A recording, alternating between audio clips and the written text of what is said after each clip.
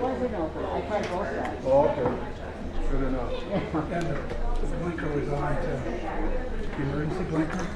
I didn't see that. I just saw the doors were closed and I was standing out there really getting cold.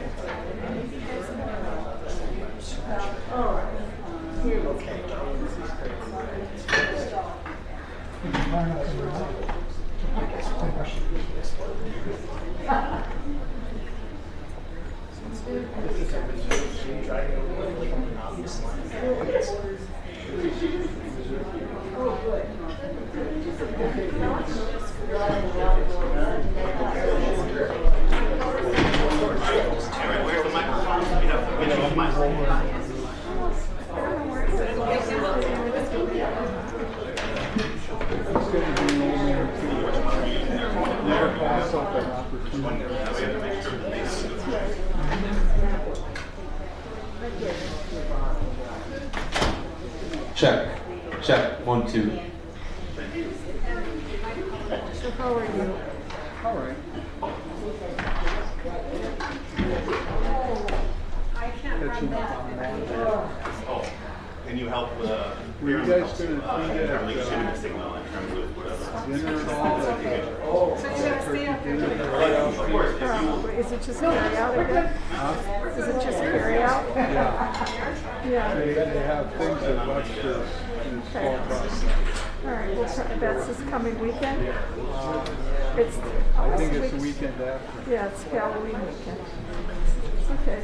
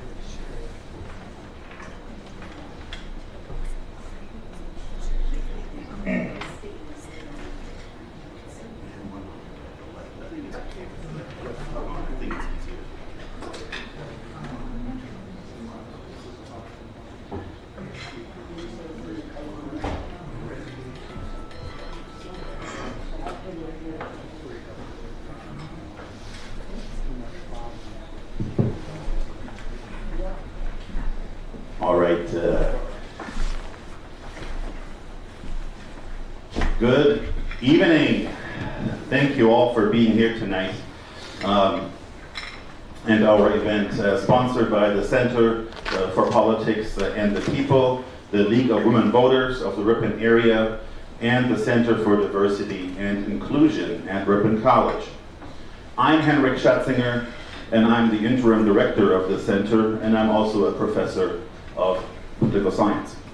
These events are made truly special because of your attendance and participation.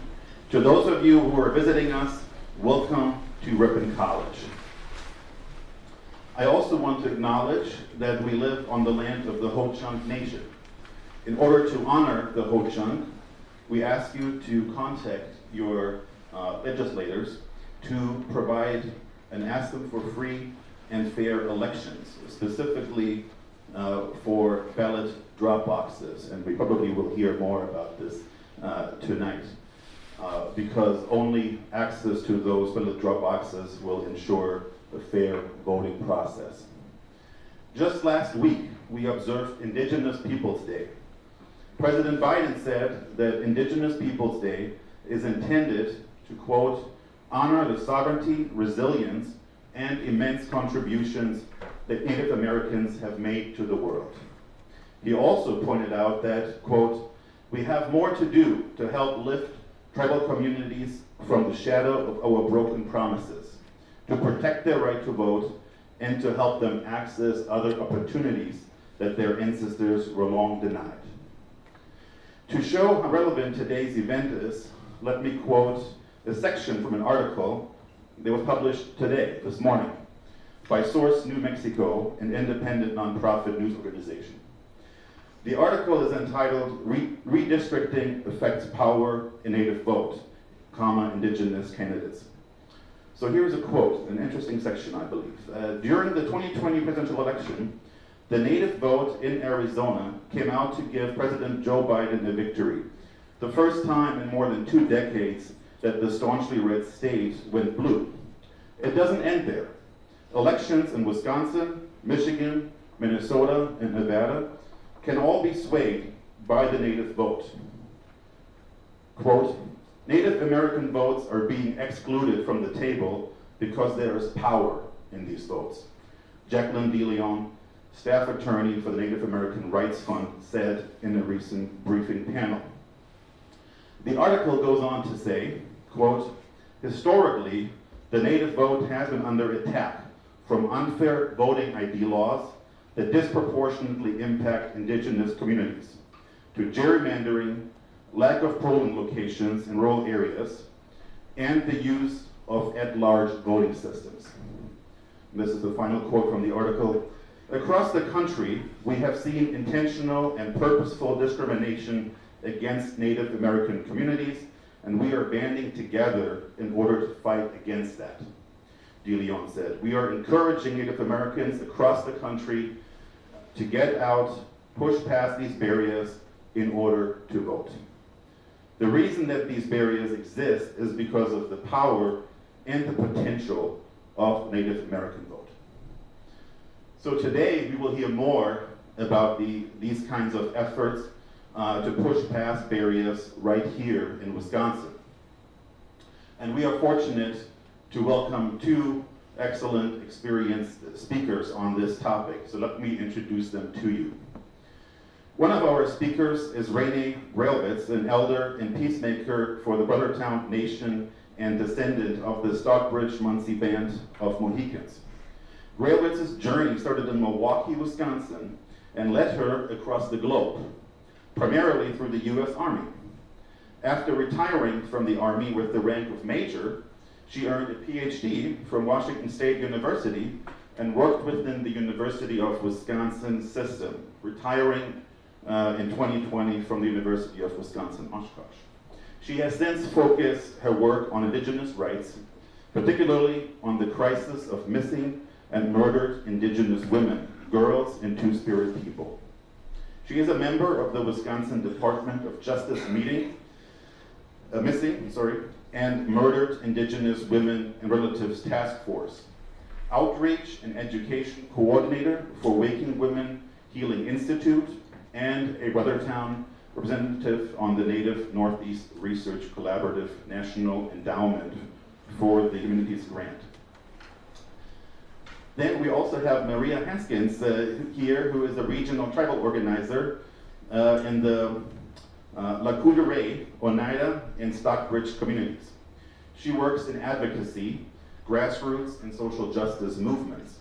She began working alongside Wisconsin Conservation Voices for the 2020 elections and joined Wisconsin Conservation Voices officially in July 2022 as regional tribal organizer. She educates and registers voters by spreading information at community events and canvassing door-to-door with volunteers.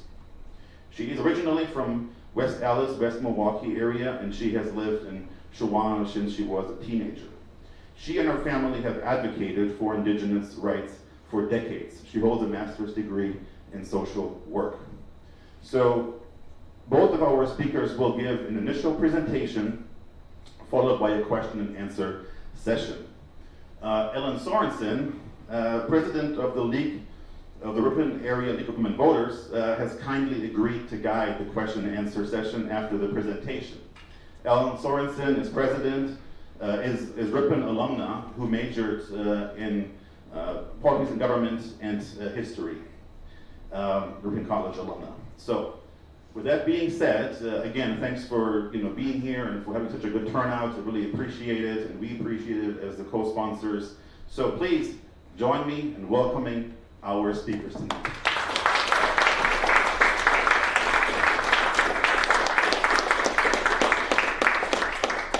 Renee will start, and then we'll pass on the microphone to Maria.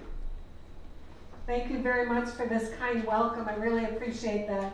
And for those of you who made seats in the back corner, you're missing out on giveaways. We have handouts for you that are labeled, that are put on these tables, and you're welcome to come up and join us now, but don't leave without getting these gifts that we're bringing you from myself, Maria, and the League of Women Voters. So greetings. I'm Renee, the daughter of Teresa and Leonard, the granddaughter of Henrietta and Howard. We are Turtle Clan. I'm honored to have been asked to speak today regarding the struggles of Indigenous peoples and their ability to fully participate in U.S. governance. Taput me. History is circular. We don't look at life in any linear fashion within the Indigenous community. So that what you're going to hear is that many things regarding voter oppression have not changed, and some of those things that changed have reverted back to initial repression and oppression since 1924. Needless to say, when the Europeans happened upon Turtle Island, they did not ask permission, yet made themselves at home. Europeans saw many independent nations and established government relations with them, sort of. The European mindset was based on manifest destiny and patriarchy. They literally could not see government or leadership structures that were based on consensus and balance, regardless of gender. Most Northeast Coast Indigenous nations had strong matriarchies whose political opinions and leadership mattered. European leaders, well, Europeans in general, made it difficult for Indigenous women to maintain their leadership roles, and that role diminished in many places and across time. Many of the matriarchal leadership is slowly moving back to its rightful place across Turtle Island. Jumping forward a few hundred years or so, we now have a United States of American government which was trying to renege on an old pre-Revolutionary War obligations. Treaties were ignored and new ones were generated. The official treaty period of the United States with Indigenous nations ended in 1871, 1 year after the 15th Amendment was passed. The amendment claimed that the vote shall not be denied or abridged by the United States or by any state on account of race, color, or previous condition of servitude. You see, though, Indigenous sovereignty was acknowledged in this amendment because officials noted that Indigenous peoples were not citizens of the United States, but citizens of their own nation. Today, happily, the United States recognizes our dual citizenship. I usually applaud the overt recognition of tribal sovereignty. However, this is different. Along with taking the land, the United States took many of the rights from Indigenous peoples and nations. Many colonists and those with colonial mindsets look at Indigenous nations as conquered, and at best, they have rights that are similar to those bestowed upon the 50 states, as the Supreme Court Justice Kavanaugh recently expressed in the 2020 Castro Huerta decision. Justice Kavanaugh said that tribal sovereignty is the same as subservient to state sovereignty.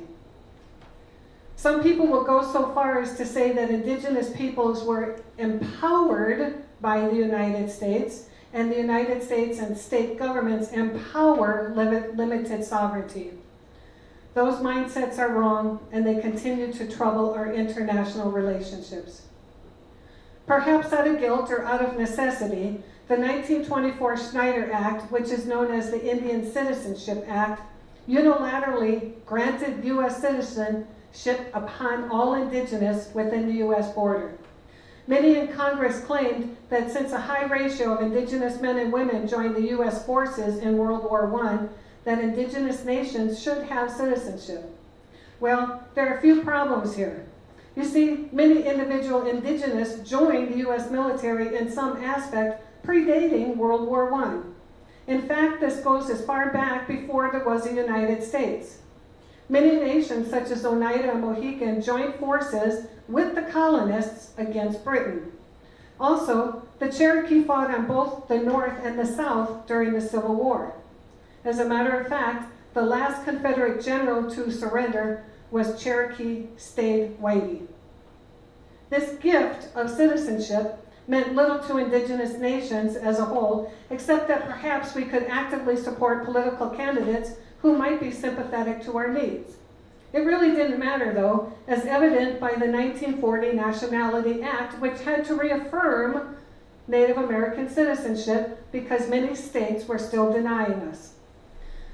The problem continues to be that, according to the U.S. Constitution, states have the primary responsibility to decide who is qualified to vote. This slide lists a few milestones regarding the ability of Indigenous to actually cast a vote. Maine was initially very progressive. The state's attitude was that every taxpayer had the right to vote. But don't be fooled here.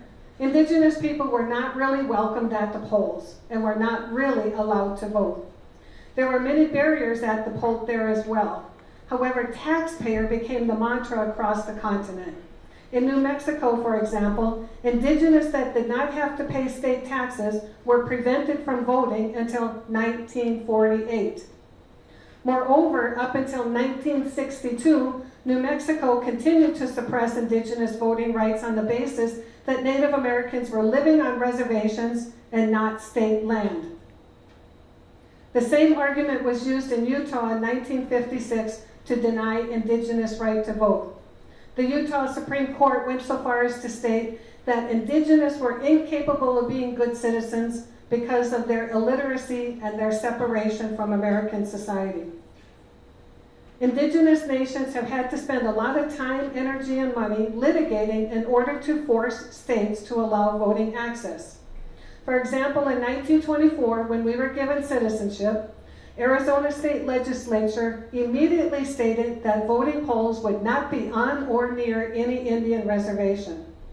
The legislators did not want to waste state money on these savages. Though primarily in response to black voter suppression in the southern states, the 1968 Voter Rights Act helped remove some of those barriers faced by Indigenous voters. However, in 2013, the U.S. Supreme Court invalidated Section 5 of the Voters' Rights Act. And Section 5 states, no voting qualification or prerequisite to voting or standard practice or procedure shall be imposed or applied by any state or any political subdivision to deny or abridge the right of any citizen of the United States the right to vote on account of race or color. So states can reinstitute literacy tests all they want. The most often used rationale for prohibiting the Indigenous vote was the fact that reservations are on federal lands and states have no authority over them. I personally wish that states would use this logic when it comes to environmental issues, but I digress. Once forced, after years of litigation, some of the state legislatures, like those in Arizona, decided that Indigenous people should be able to vote for federal offices only, not state, not local. And that the voting poll locations were still not going to be on reservation lands. In addition to paying state taxes as a qualifying rationale, another often cited reason found in the literature regarding Arizona, New Mexico, and North Dakota was population size. It seems that there were way too many Indians in those states, which could sway the results. North Dakota legislators thought that voting rights should be limited to free white men for many decades. There's a Navajo grandmother, is an anecdotal story. She spoke only Navajo, voted all the time, until 2004, when Arizona passed the voter ID law. She tried several times to obtain an Arizona ID on her own, but was denied, 1, because she was born in a Hogan, 2, the boarding schools changed her name so it wouldn't match, and 3, she lived on a modest home in a Navajo reservation without electricity. She was living a traditional lifestyle. She was devastated that she was turned away from the polls in 2004. Lucky for her, the Native Vote Election Protection Project was designed to provide resources to Arizona's tribal communities to ensure access to polls. A team from the Indian Legal Clinic traveled with her as they went about trying to obtain her birth certificate. they had to go to, once they obtained her birth certificate, they had to go to 2 different motor vehicle division offices. The first one did not offer same-day photo IDs, and then the second office denied her request because her birth certificate was a Navajo birth certificate.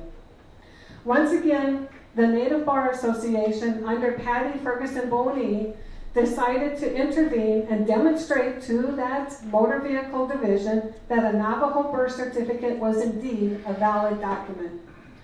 Our colonial system failed to consider this woman and as a voting citizen. They failed to consider her reality as a Navajo woman, and they failed to value her as a voter. Fortunately, she was persistent enough in exercising her right to vote, as she had legal support. Unfortunately, most voters do not have this intensive legal support. For most of you gathered here, stories of voter suppression are not new, and they're not just historical. Other than state versus reservation lands, voter suppression tactics for Indigenous voters was pretty much the same that was used against Black Americans. Lack of available birth certificates, as well as language barriers, meant that individuals were turned away at the polls. The current voter ID law requires state addresses, and that was intentionally aimed at Indigenous nations, and it harmed many other U.S. citizen rural voters. North Dakota has had a voter ID law since 2004. At first, a voter arrived without their ID, someone could vouch for them, and it was fine. Until 2013, when the North Dakota legislature narrowed the law by restricting the acceptable forms of ID and eliminating the voucher system. In 2016, 8 Native Americans filed suit to block the new voter ID law, alleging that it intentionally disenfranchised Native American voters and violated both the state and federal constitutions, as well as the Voter Rights Act. ID cards must contain name, residential address, and date of birth. While North Dakota claims that tribal IDs qualify under its law, most tribal IDs do not have a residential address on them. This is due in part to the fact that the U.S. postal system does not deliver residential mail. Nonetheless, both the district and the appellate courts of North Dakota agreed that at least 70,000 people, or 8% of the eligible North Dakota voters, had problems getting a voter ID. They lacked the required identification to vote, but they agreed that the court said that some communities lacked residential street addresses, it does not justify a statewide injunction preventing the state to use ID requirement with residential street addresses. It's also important to note that Indigenous are more than twice as likely as non-Native Americans to lack a qualifying ID. Long distance, lack of transportation, and limited operating hours of the Department of Motor Vehicles licensing, and that they are not close to Indigenous population makes it such a more burdensome effort to get an ID.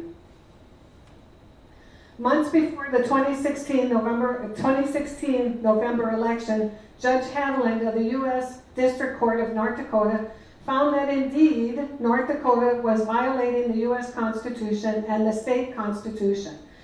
The judge directed the state that they must provide a qualifying voter ID with reasonable effort, that they have to have a reasonable effort to get this ID. Responding to this judge, Governor Burgum signed a new voter ID bill in April 2017. The bill allows for provisional balloting for those without a valid ID, which was what was asked for, but it also requires each voter to present a qualified ID to an election official within 6 days after voting for their vote to count. And that voter ID still requires a residential address on the ID card. To add insult to injury, North Dakota Secretary of State said, "Hey tribes, no big deal. All your voters have to do is call the county 911 coordinator, and the county coordinator will give you your street address." It's a very laughable solution because most tribal reservations span multiple jurisdictions.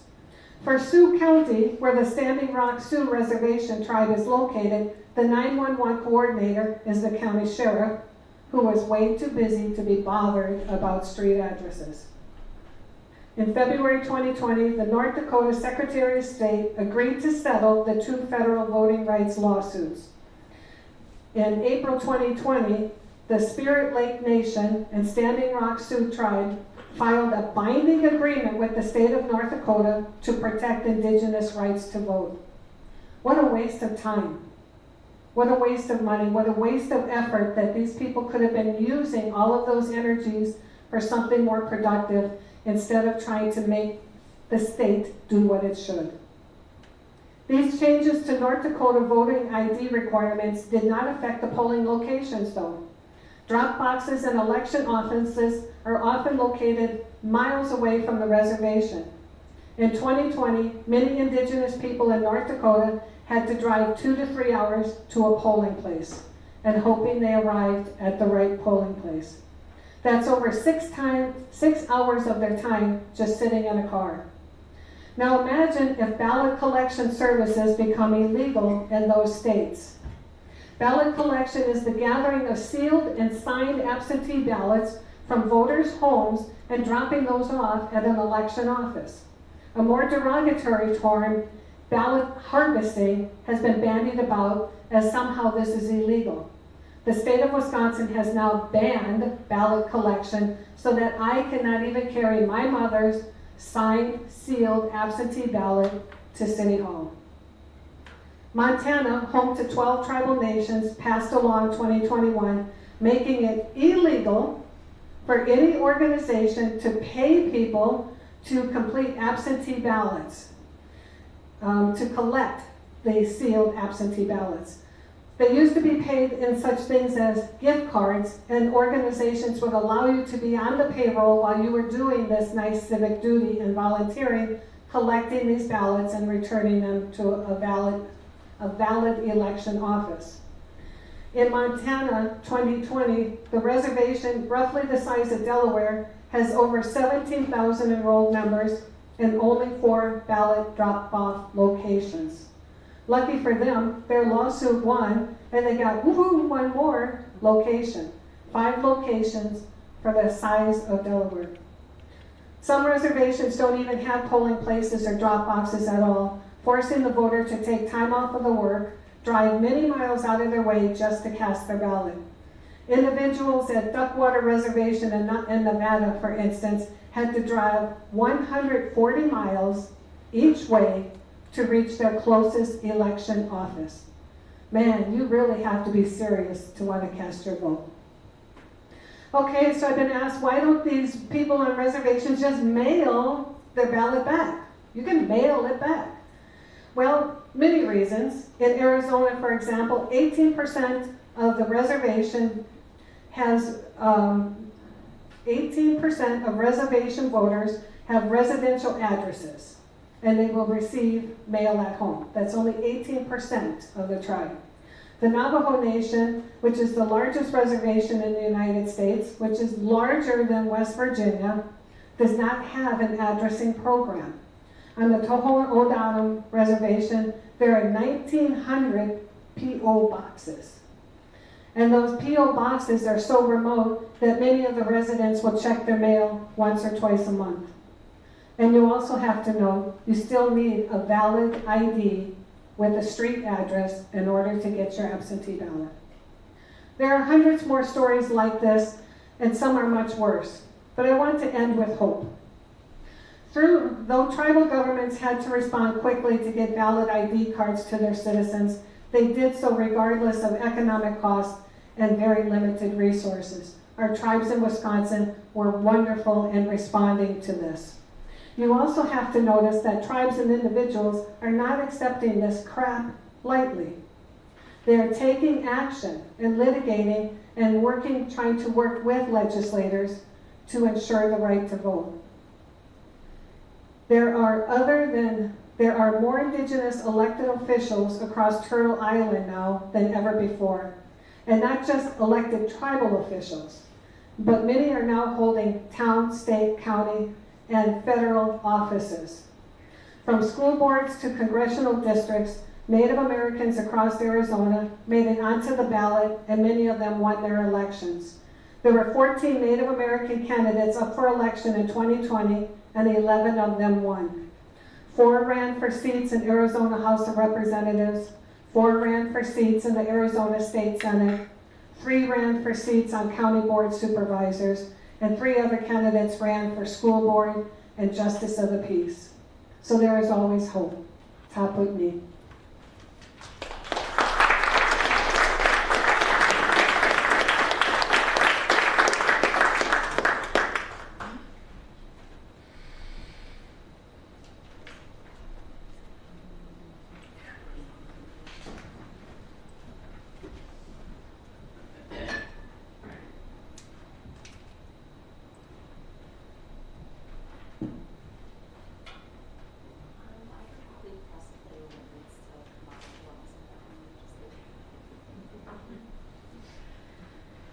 Good evening. Miigwech for attending with us tonight. Niajagi Jigukwen and Legu, Maria Haskins, Indigenous, Rationale, Medekwe, Oyote, Ghana, Ian, Stockbridge, Wapasheshin, Dudame, Odawasaga, Egin, Junjaba, Shabnang, and Dao. Changing Sky Woman is my name. My government name is Maria Haskins. An interesting fact about me is that my mom named me after a song, Take a Letter Maria, because she was in labor in a taxi cab on the way to the hospital in the year of 1985. From there, a national holiday came to be on June 27th at 1:03 in the morning. Tough crowd, I thought it was funny. And that path brought me here today, following my family's footprints to help educate people on Indigenous rights and any other information about my people and culture that has been shared with me. Back in 2020, I worked with 3 different organizations: Wisconsin Conservation Voters, also known as Wisconsin Native Vote, Minikanakim Incorporated, which translates the Menominee language as Community Rebuilders, and Natives Organizers Alliance. In 2020, many, if not all, minorities, especially Indigenous people, knew that we needed to make a difference at the polls. But for us, as Indigenous people, this hit differently, and the vibe was out of this world as time went on. Many of us use this as learning opportunities, and I don't mean the things that we are taught in our 9th grade social studies classes, like the Indian Removal Act, which caused my ancestors out west to move to unsettled lands, and when they did resist, they died. Nearly 4,000 of them, which is also known as the Trail of Tears. Or something like the boarding school era. My great-grandmother was hidden in the bush, found, and colonized. I am a 3rd-generation descendant of this trauma. But just 132 years ago, the government allowed my people to become citizens. Renee hit on this a little bit. Of their own country, which is where we all reside on Turtle Island. Years after that, my great-grandparents were given the ability to vote. However, the struggles continued with constant barriers and discrimination that left marks on many who refused to vote all these years later in 2020. When we began to work to get the Native vote out in 2020, I was told that I needed to try and register everybody. Aunties, uncles, cousins, grandmas, grandpas, anybody who would listen to you. Anybody who was going to turn 18, we wanted to register them to vote. The problems we ran into were with a lot of our elders. Often you would hear, "Why should I vote? They don't care about us. The government always leaves me poor. I was poor before, and I'll stay poor." One uncle of mine, I went up to him after a ceremony, which was probably not the best place to go to him. But I said, "Uncle Buddy, are you gonna go vote this year?" And he is a descendant of a founder of the American Indian Movement, Chapter 3 on the Oneida Reservation. He said, "No, niece, I'm not going to vote. I don't want those white people knowing any more about me than they already do." With many of those responses, we had to reframe questions we were asking people about voting. Like, what do you care about?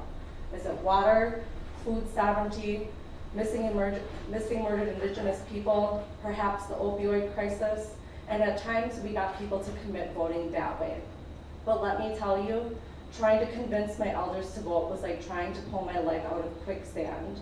They're stubborn, and we are taught from a young age to not question our elders and to listen.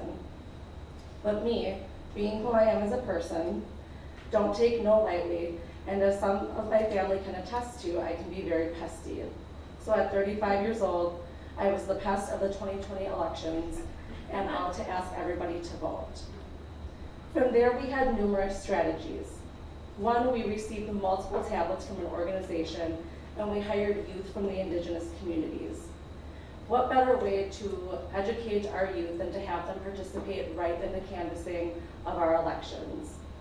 From there, we told them that every person that they spoke to ask for 3 to 5 names of other people that they could speak to about voting and get them registered. It was a lot of fun working with our Indigenous youth and showing them a lot of information about voting rights. All of the organizations met weekly. I cannot tell you how many people that I met from all over the United States when it came to discussing the rights of voting for Indigenous people. We had to develop further strategies on voting, and at times you would never catch me in a room full of people speaking about these strategies because all of them needed to be kept to ourselves and how we were going to go against the societal norm, but be legal. Then, since we were in the midst of COVID,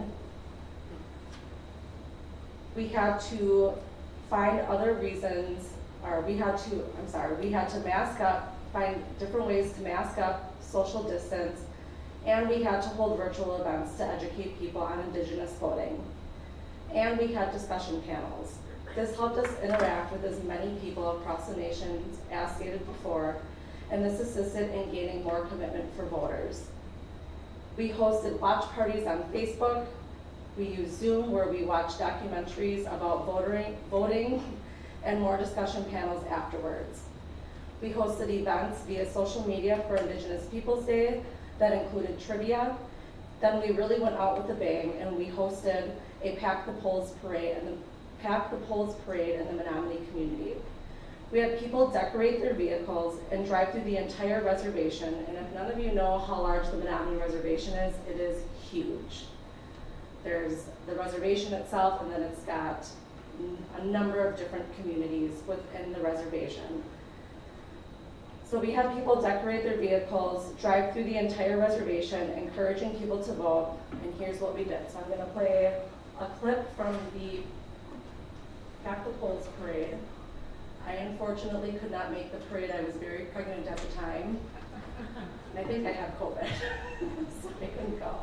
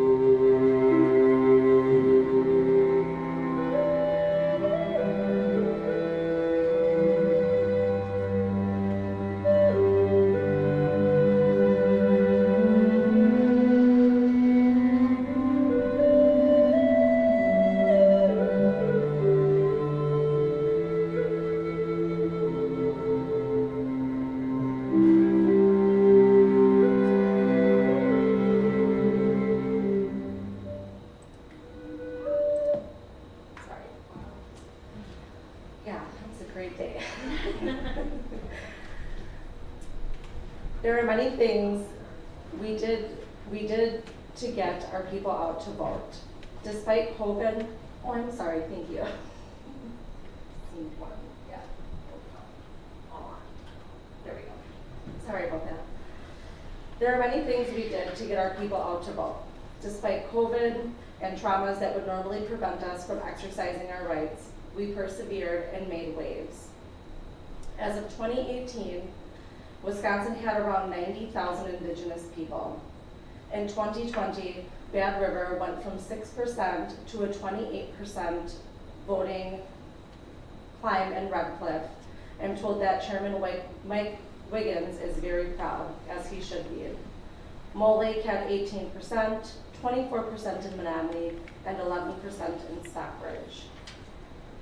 Although some of these numbers appear small, these communities are small, but these numbers are actually very big. They were even smaller in recent years. Across the United States, some Indigenous communities at least doubled in numbers. Throughout Election Day, our work continued. We drove elders to the polls and any other person who was struggling with transportation.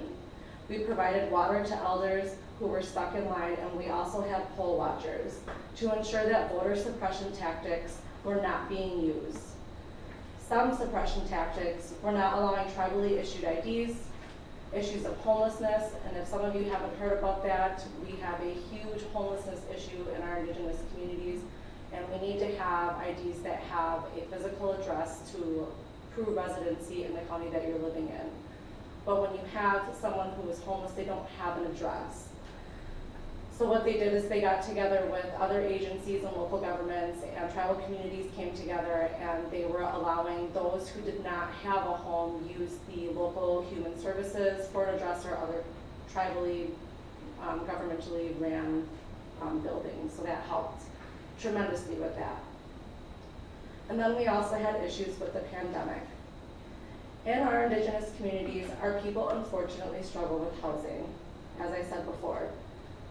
So we continue to work very hard to ensure that many of those people have the proof of address.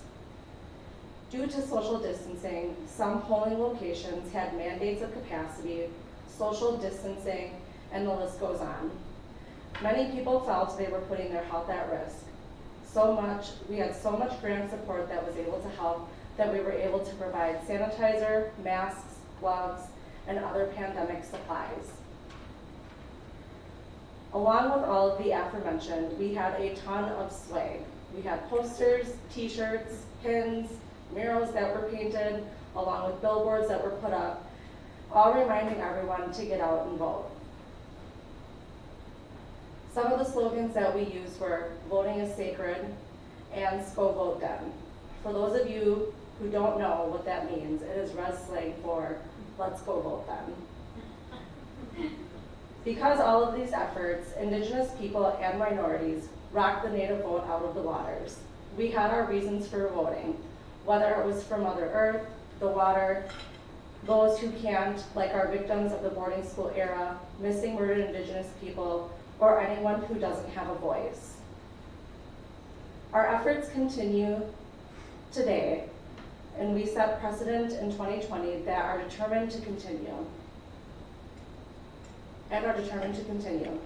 Every day is filled with new voters. We continue to canvass by going door to door, educating people on voting, collecting pledge cards, which all of you should have them at your spot. I'm asking all of you to fill them out. You fill them out, put your address on them, you can leave them in your spot, and I will collect them, take them back, and they will be sent back to you. We table events, helping people register to vote, updating registration, creating billboards, assisting in creating murals, and distributing the best voting swag out there. My late Uncle Stephen fought for our rights during the American Indian movement, and my late Uncle Louis Webster was at the novitiate takeover for his tribe, the Menominee Nation.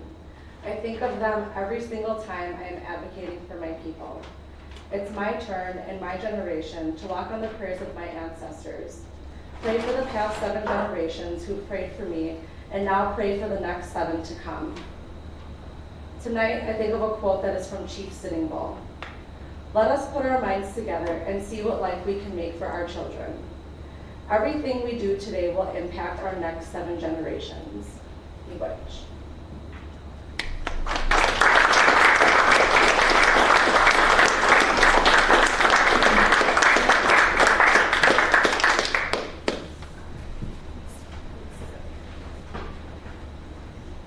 Hi. Before we begin, I just want to let you know that we are so fortunate to have them here because it is election season and Indigenous people are working diligently to get out the vote. So to have Renee and Maria here we're very lucky because this is a very busy time for them. So a housekeeping issue, you raise your hand and I will call on you, but I will repeat or summarize the question for our camera so that we're on microphone. So, questions? Don't all raise your hands at once. I guess I'll start. I guess I'm wondering, obviously not back to the Snyder Act, it's probably good data didn't exist back then, but maybe in like the 60s or the 70s, has anybody started tracking like the registered voters on native land against like the proportion that is actually voting out of those registered voters, and to see like the trends of like what years that's peaking and like dropping back down to see if that correlates to what candidates are running or what who the incumbent is that's trying to lead, or even the election cycle. Yeah. Okay, so the question is there data pre or post the Voting Acts right of 1965 to show voting trends in Indigenous peoples? Who wants to? I'll let you do that. I don't know what I've never looked up that data, and I'm sure that there are some wonderful social scientists in this room who could take that on for a senior thesis or a master's thesis and gather that data for us, because it is a very interesting question comparing registered voters rate to actual voting rate. That would be really great data. And then you can send it to Maria and I would love you for it. At our league annual meeting, we had a member of the Red Cliff Nation. Yep. And she gave some data, but the data is relatively new because it helps to follow the increase in your voting rates. So, but again, I think D-Suite. yes, D-Suite. That would be Dee Sweet. She's absolutely phenomenal. You can look her name up. Wonderful scholar. She could not be here with us tonight because she's busy getting out the vote. Professor Schatzinger, did you have any questions? Oh, no, I want to hear from the audience. I saw you writing feverishly. Yes. So I'm a 7th grade social studies teacher, and I actually have a 7th grader in my class right now who has, shall we say, a highly developed sense of social justice. And yesterday she was actually ranting about voter suppression and marginalized voters in my class. Is there some, oh, I love her to death. I love her so much. Is there any place that I could push her to if she really wants to look into indigenous marginalized voting? Like any resources? Okay, the question is there a place that folks can go to look into? Well, the league has all sorts of positions on disenfranchised folks. We're beginning a partnership with our Native brothers and sisters, but you're looking specifically for Indigenous references for getting out the vote. Sure. So many nonprofit organizations will most likely have something like that because typically around election season there's a lot of grants that are available for that.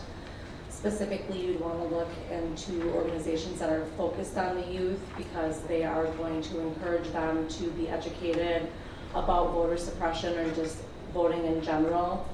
And I would even go as far as looking specifically into the grassroots organizations that are located on the reservations or that are really within any type of minority community. Does that answer your question? Yeah. Mary, or Linda, sorry. Where is Turtle Island? And I maybe missed it. And the other thing is you're talking about not having polling locations on reservations. How about in Wisconsin, like the Menominee Reservation and some of the other reservations? I know they're like, that's what I would like to know. Okay, so the question is, where is Turtle Island? And are there polling places on reservations? In Wisconsin. Excuse me? In Wisconsin. In Wisconsin. They're discussing. So Turtle Island consists of the United States and Canada. So if you go on basically like a round globe and you take a look at the United States and Canada from the top, so an aerial view, you're going to see the outline of a turtle. As far as polling locations, so the Menominee Reservation, we would call that a checkerboard reservation because there are non-natives who also live there. And so Menominee is very unique that it's also a county within itself.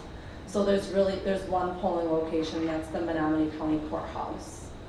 So everybody lines up there, they go voting there. I think it's 11 square miles. Yes, 11 square miles. And then so then there's the Stockbridge Reservation, which is on the other side of the railroad tracks. And so many of those, I guess it's a community joke, like the Stockbridgers don't want their daughters marrying Menominee men on the other side of the tracks and then vice versa. It's really a community thing, but anyhow, so that reservation, so the Stockbridge community itself is rather small, but within there it's different townships. And so there's different polling locations there, but because it's so small, there's issues within those polling locations. So that's why, so we have a lot of poll watchers to make sure that our people are able to vote. Does that answer? Yeah, so where do people go and vote? Like, I mean, there's lots of reservations in Wisconsin. I'm curious, because I would like to know. It's a good question. And like most places there, like Red Cliff Township, not Red Cliff, Red Springs. A township will have a township voting place.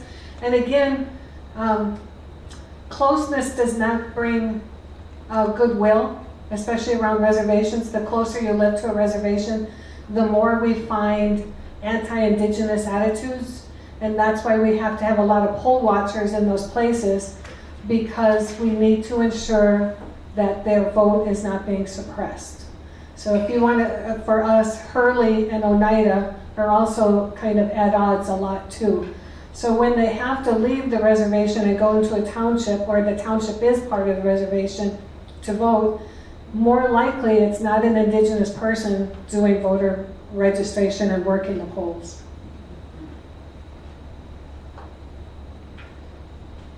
Gary.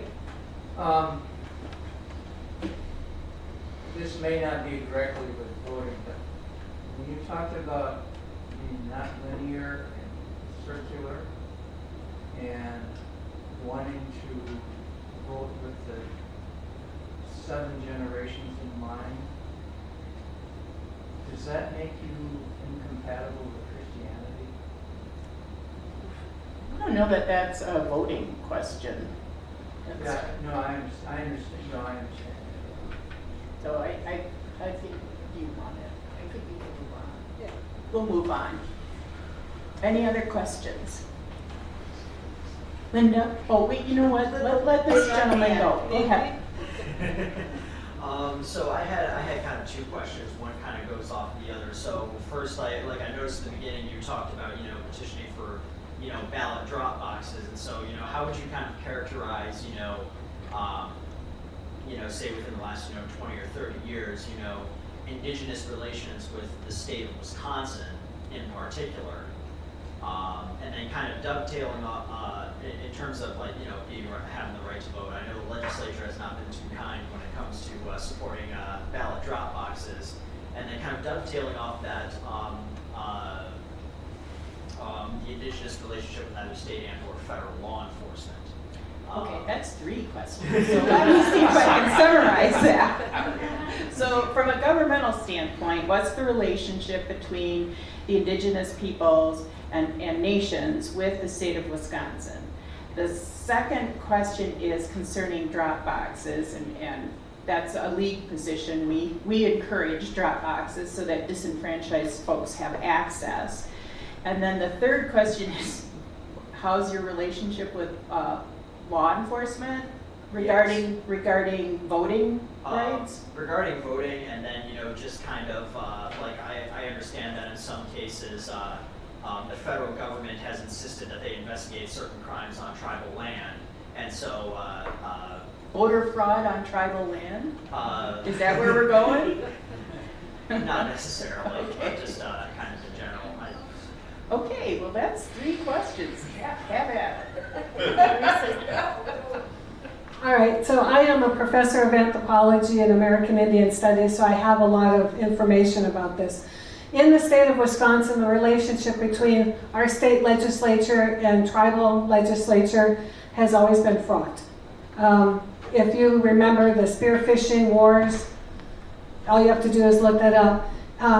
Things at times appear to be better, depends upon who our elected officials are, and in particular who the governor is and how they work with it.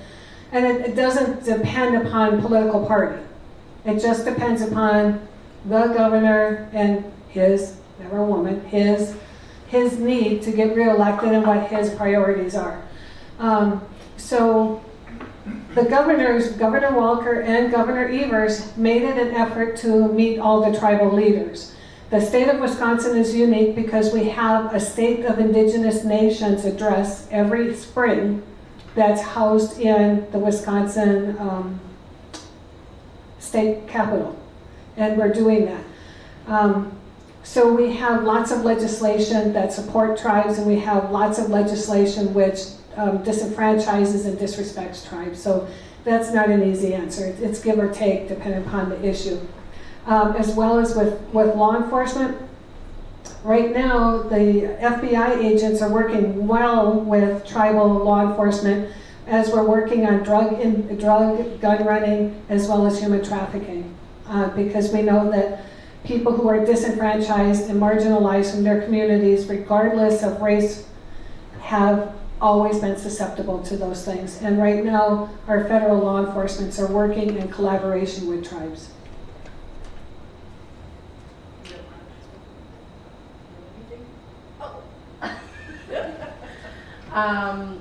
Well, I don't know that I have anything really different to say other than what Renee had touched on. I've worked many years with the Menominee Indian Reservation, and in my time there, I worked with tribal law enforcement, I've worked with FBI, I've worked with deputies, DCI, I've worked with them all.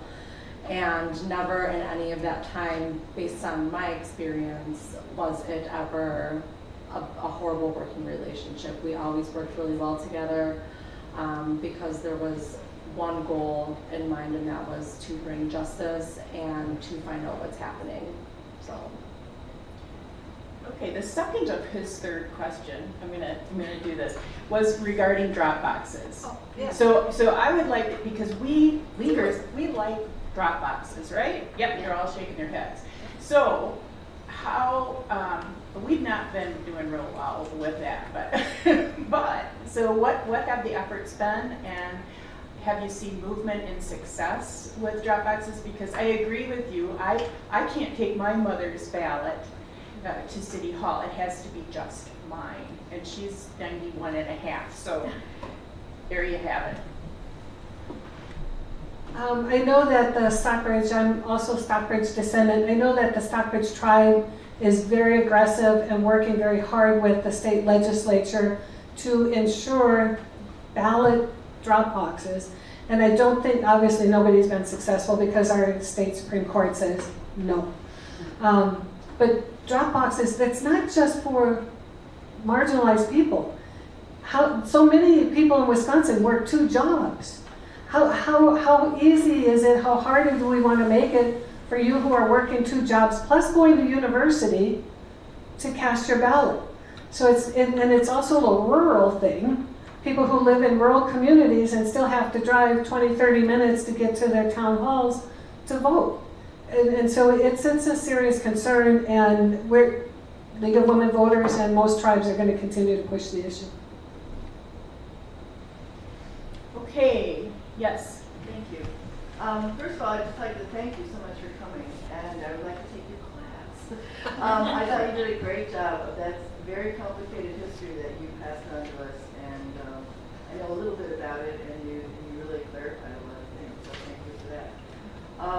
Secondly, we're all in this together, so what do you see as strategies that worked for you that maybe we should be doing more of, or maybe we should be helping you with your strategies? I don't know, I love the parade. The parade was unbelievable.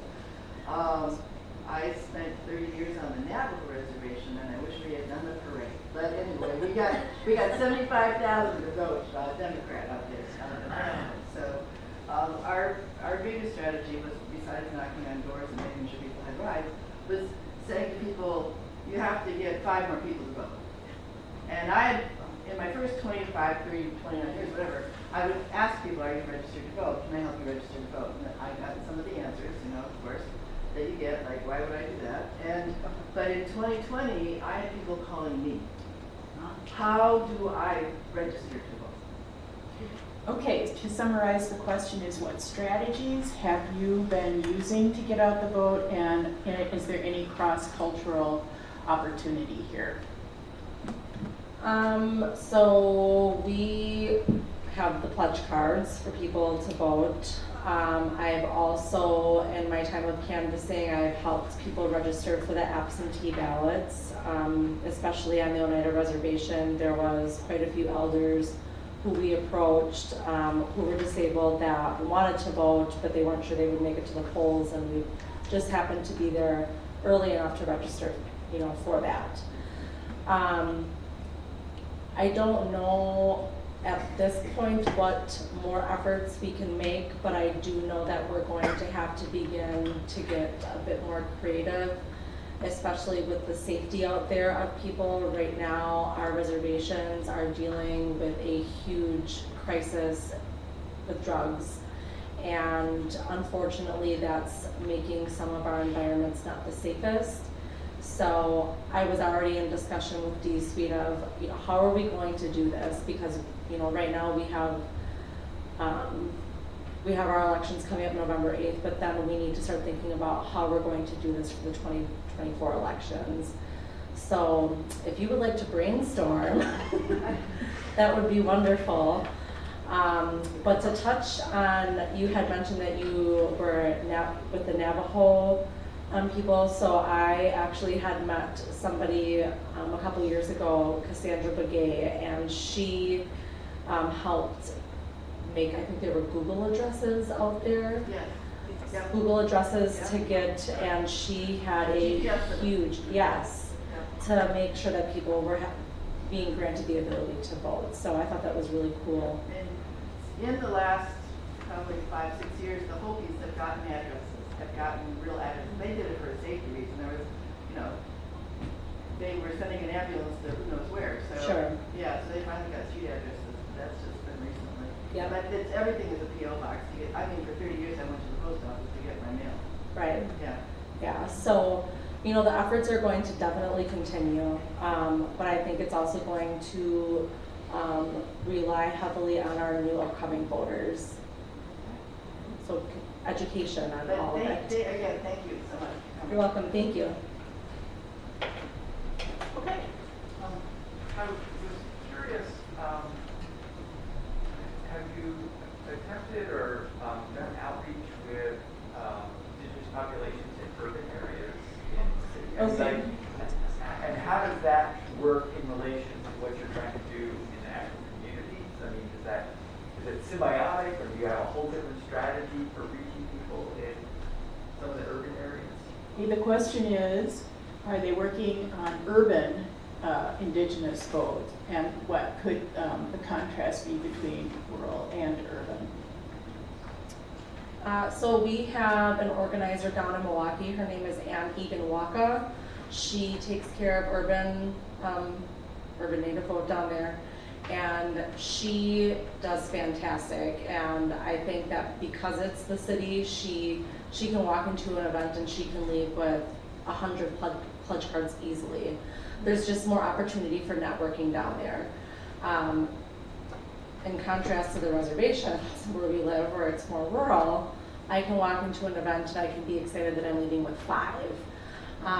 That's just how it is. You know, obviously larger populations versus the smaller population. And I think that there's just a lot of other different trending issues that happen on the reservations versus your urban areas. And so some of that can be a barrier for us, but I think that nonetheless, when you have organizations such as Conservation Voices with Native Vote and, you know, League of Women Voters, that gives a huge opportunity for people to come together, unite, and push forward with that vote. I guess I would just to sort of expand. I guess I was wondering, like, okay, you have lots of people in the urban centers. Is there an effort to say, okay, all your relatives on the reservation, get them to vote, or you know, some sort of like building or encouraging in that direction at all? So there are quite a few differences. In the urban area, they have an Indian center, Native American center. There's also a Native American school in Franklin. And so you get a variety of indigenous peoples that are gathered there, and it becomes a family of sorts. So we have easier outreach for those types of communities. On the reservation, as Maria was saying, it's a checkerboard. My neighbor's probably not indigenous. And so we don't have, they have events, they have their community center, they have very other types of gathering places and reasons to gather. But as Maria was saying, when you're at a ceremony, that's not a very appropriate place to start doing voting registration. So the population is smaller, and it's much more difficult to say, okay, everybody come together when they got to drive 10, 12 miles to get to the gathering place. So it's different challenges. I'm going to just expand on your question a little bit. So I think part of the question was, when you're meeting in these urban areas, are those nations somewhat encapsulated, or can they be leveraged? Can those folks be leveraged for more rural, to do outreach to their rural family? I think so, absolutely. I think that Indian country is very small. Regardless of where we're living, we have connections to people from all different spaces and places. And so when we have families that live, for example, in Milwaukee, they probably know other people who are working for the Ho-Chunk tribe or the Potawatomi tribe, and it just kind of, it's like a spiral effect, if that makes sense. Okay. Mary. You made a statement that when Indigenous people go to vote, often the poll workers are not Indigenous people. Have you been successful in getting Indigenous people to become poll workers, or has there been resistance to this? The question is, has there been recruitment and success in getting Indigenous poll workers? Yes, when it is on a reservation. So you can only work the polls if you are a resident of that county. So I live in Shawano County, I cannot go watch the polls in Menominee County. I could watch the polls in Shawano County, but I would probably be one Indigenous poll watcher out of however many that are there.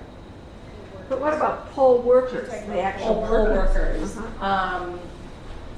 I don't know, because I've never gone to the polling place. Like, I've not physically gone inside, I've only been outside.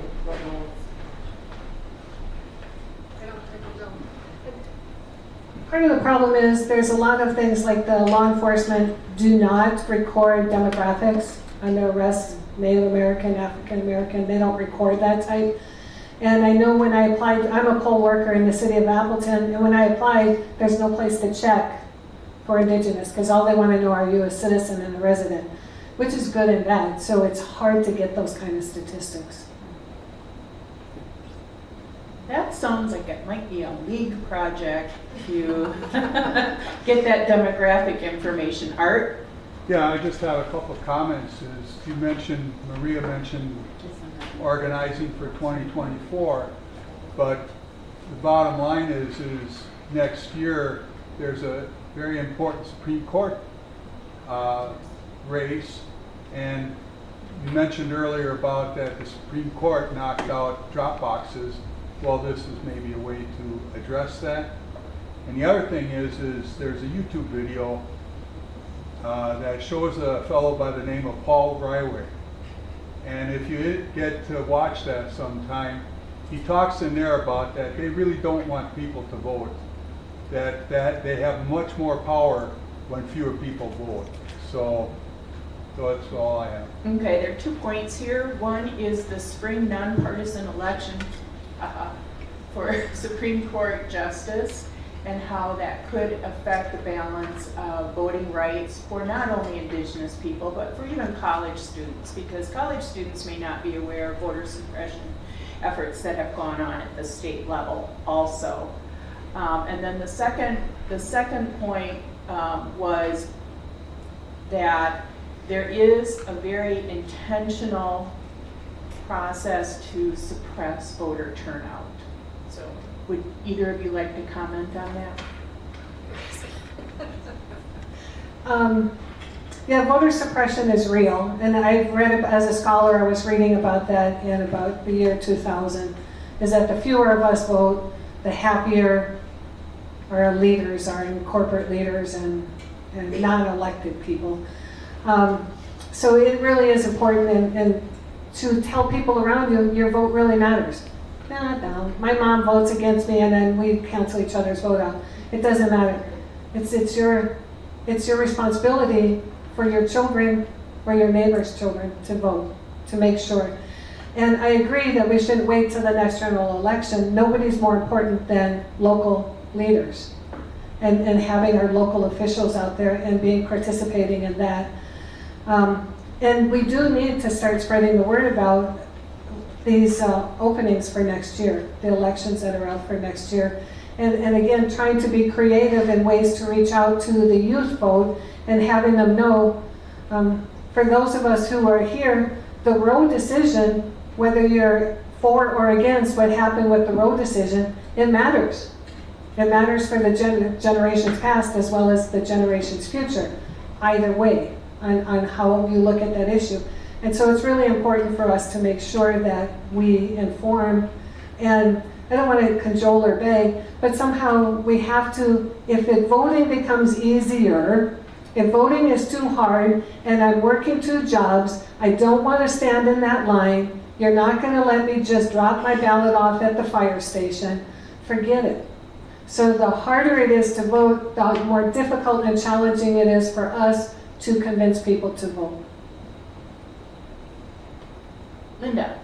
Well, I was back to being a full worker, and I congratulate you on doing that, but I would encourage, people, the Indigenous people, to apply to become a full worker or chief elections inspector, and to get involved that way, and that might encourage more people to go to the polls. There are ways you can do that. That's just a statement from an audience member indicating poll workers are the value of poll workers and recruiting. You're actually sitting next to a poll worker. Well, I'm one of them too. All right, well, so congratulations. Great. Is there one last question? If not, I think we can adjourn the meeting. Make sure to and take things. But pull the plug cards out and do them.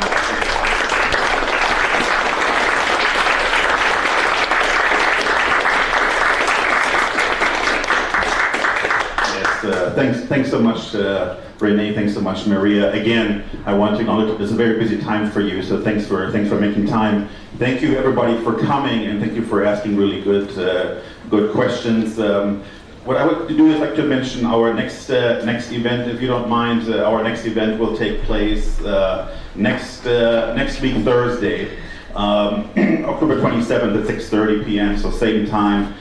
We will host the author of a brand new book published by Cambridge University Press. His name is Professor Michael Bass from Vanderbilt University. The title of the book is Planet in Peril: Humanity's 4 Greatest Challenges and How We Can Overcome Them. So he will talk about some of the mega dangers we are facing as humans and what are some of the solutions that we have seen and why they fall short thus far. I think it will be a very interesting talk. So One more time, thanks everybody for coming, and thanks to the speakers tonight. And please leave your pledge cards here. You can fill them out on PC from here. Thank you.